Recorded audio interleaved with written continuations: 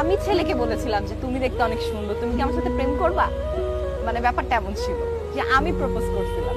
সেটা প্রেমটা হলো, পরে প্রেমটা ভেঙেও গেল যেহেতু তার চোখে আমি সুন্দর ছিলাম না। হ্যাঁ এক্স্যাক্টলি, যার চোখে আমি সুন্দর তার সাথে প্রেম করব। আমার কাছে ভালোবাসার কোনো সূচনা নেই, কোনো উপসংহার নেই, কোনো ব্যাখ্যাও নেই। তবে একজন প্রিয় মানুষ আমারও ছিল, যদিও সে চলে গেছে বছর কয়েক আগে, আজও তার পায়ের ছাপটা লেগে আছে বুকে।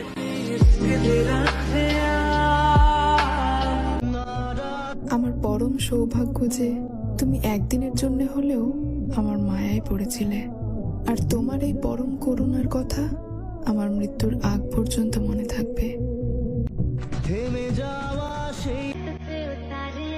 আমার চরম